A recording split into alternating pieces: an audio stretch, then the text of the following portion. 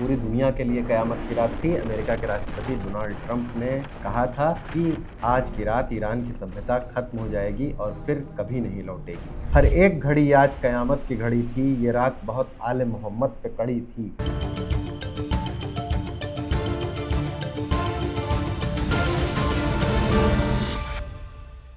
नमस्कार दोस्तों, आप देख रहे हैं बोले भारत। अनुराग अड्डा में आपका स्वागत है।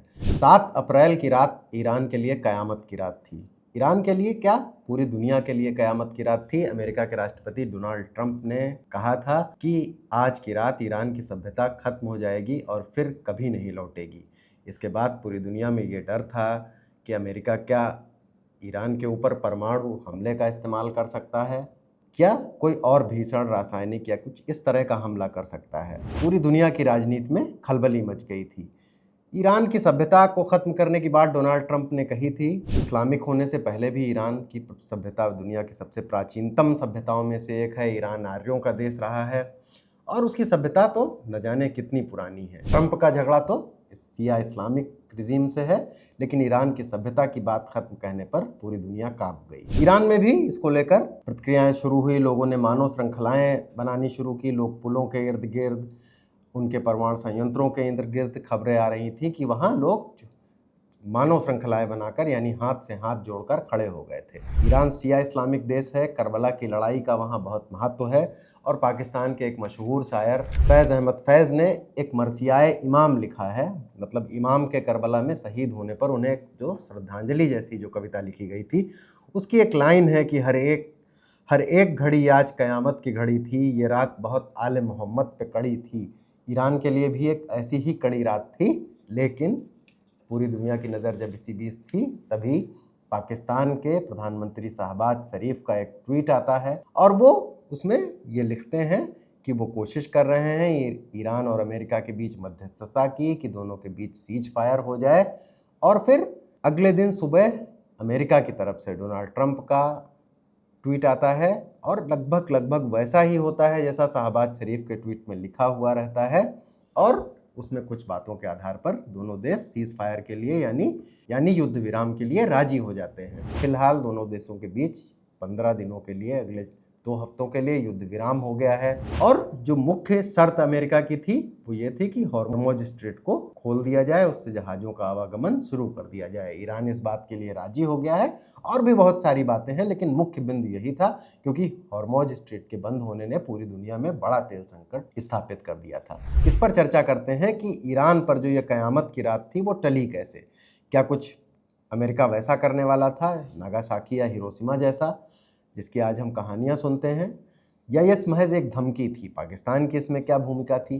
शहबाज शरीफ ने ट्वीट जरूर किया, उसके बाद अब ये भी सामने आ रहा है कि उनका ट्वीट के कुछ एडिटेड वर्जन, कुछ उसकी हिस्ट्री निकाली जा रही है, जिसमें से ये लग रहा है कि उन्हें ये ट्वीट पूरी तरह से पेंटागन की तरफ से या व्हाइट हाउस प्रशासन की तरफ से लिख के दिया गया था कि आप ये ट्वीट करिए। पाकिस्तान पीएम क्यों लिखा जाएगा, वो तो अपने देश के पीएम ही हैं। उससे ऐसा लग रहा है कि ये ट्वीट कहीं दूसरी जगह ड्राफ्ट हुआ है, व्हाइट हाउस में, पेंटागन में, या अमेरिका के रक्षा विभाग के किसी कार्यालय में, और फिर पाकिस्तान को इस मामले में विश्वास में लिया गया। अमेरिका की ओर से कहा गया कि ये ट्वीट कीजिए और ईरान से बातचीत कीजिए, और उसकी शर्तें तय की गई, क्योंकि जैसा शहबाज शरीफ की ट्वीट में लिखा गया था वैसा ही हुआ।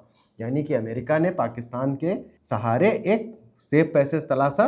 पहले तो धमकी देकर पूरी दुनिया को डराया और फिर उसके बाद एक सेफ पैसेज तलाशा, क्योंकि परमाणु युद्ध आज की दुनिया में ये तो बहुत विनाशकारी कदम होता।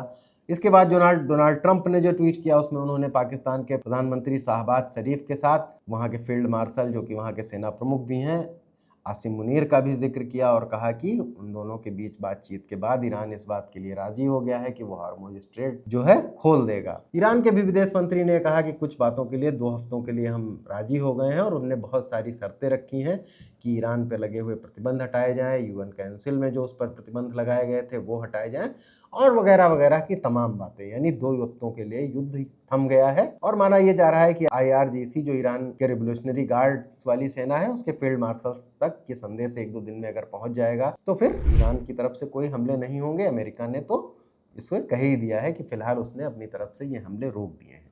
लेकिन ये कहानी क्या बस उतनी ही है जितनी हमें दिख रही है कि पाकिस्तान ने इसमें मध्यस्थता कराई? जी हाँ, वो मोटे तौर पर सामने तो ये दिख रहा है, लेकिन इसके समझौते की पूरी रूपरेखा अमेरिका में भी तय हुई थी। और इस रूपरेखा के तय होने के बाद डोनाल्ड ट्रंप ने इसके लिए चीन की भी भूमिका का भी जिक्र किया है। तो दरअसल ये त्रिकोण था, जो बल्कि ये कह लीजिए त्रिकोण क्या था, अमेरिका और चीन के बीच की बात थी। इससे पहले सिक्योरिटी काउंसिल में जो ईरान के खार्ग द्वीप पर हमले को लेकर या उस पर सख्त कार्रवाई को लेकर जो बातचीत हुई थी, उस पर चीन और रूस ने वीटो कर दिया था। वहां अगर कोई देश एक वीटो कर देता है तो प्रस्ताव नहीं पारित हो पाता है।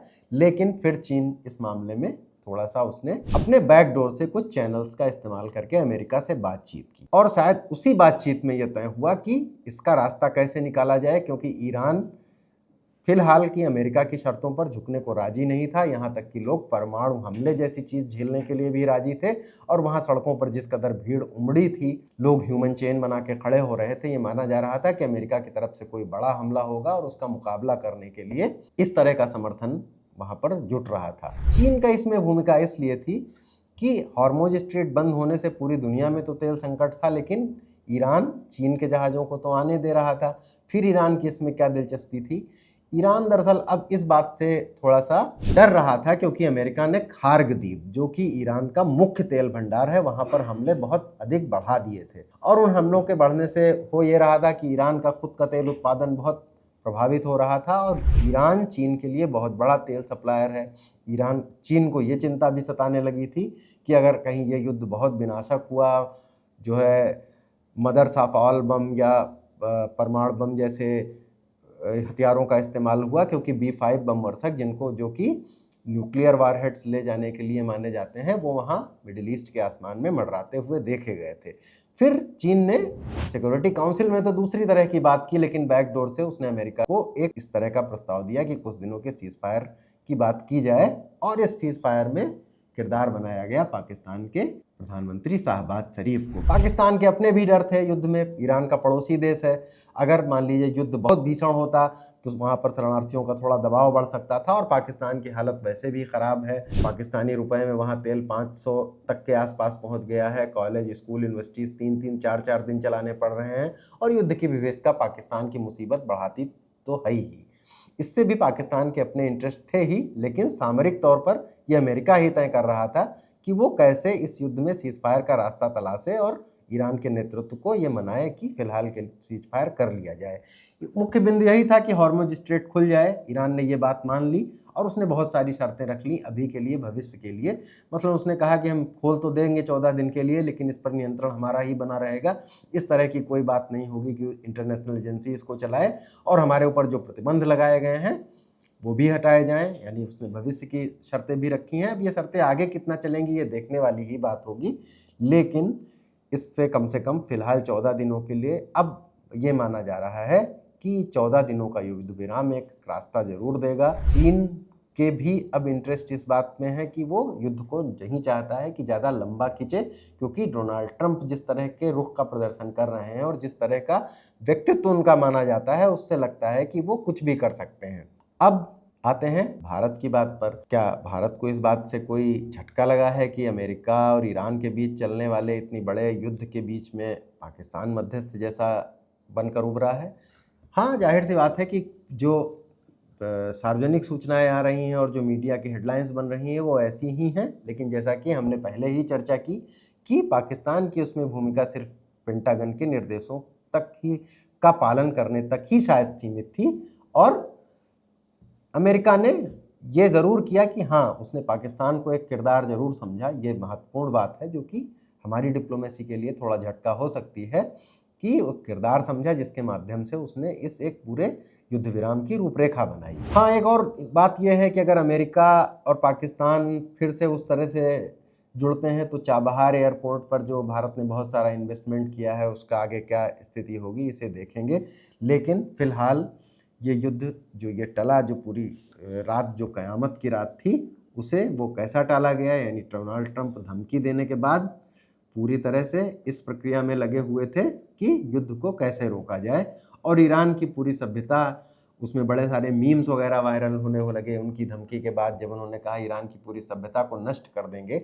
ईरान अपनी सभ्यता पर बहुत गर्व करने वाला देश है, वहाँ फिरदौस जैसे शायर हुए हैं, वहाँ की कलाएँ, वहाँ के पकवान पूरी दुनिया में मशहूर हैं। ऐसे मीम्स आने लगे कि ईरान की सभ्यता खड़ी है और ट्रंप उसके सामने घुटने झुकाए हुए खड़े हैं। और जब युद्ध विराम की खबर आई तो इसे एक तरह से अमेरिका के बैकफुट पर आने को ही समझा गया। तेहरान से लेके उनके छोटे छोटे शहरों तक ईरान के भारी भीड़ उमड़ी, लोगों ने खुशियां मनाई, ईरान के झंडे लहराए गए। तो अब फिलहाल अमेरिका ने धमकी देने के बाद एक दबाव बनाया और ये तो लग रहा है कि अमेरिका थोड़ा बैकफुट पर है, लेकिन फिलहाल पूरी दुनिया को राहत इस बात से है कि हार्मुज स्ट्रीट खुल गया है और तेल क्या आवागमन कम से कम अगले 15 दिनों तक के लिए तो थोड़ा सामान्य होगा। और माना यह जा रहा है कि इसी बीच कुछ ऐसा रास्ता दुनिया की महाशक्तियां चीन, रूस और अमेरिका, जो कि खुद अब काफ़ी दबाव में आ गया है हॉर्मुज स्ट्रेट के लगातार प्रॉब्लम की वजह से, कुछ ना कुछ रास्ता निकाल लेंगे। अनुराग अड्डा में आज यहीं तक, कल फिर किसी नए मुद्दे के साथ मिलेंगे। तब तक के लिए इजाज़त दीजिए। धन्यवाद, नमस्कार।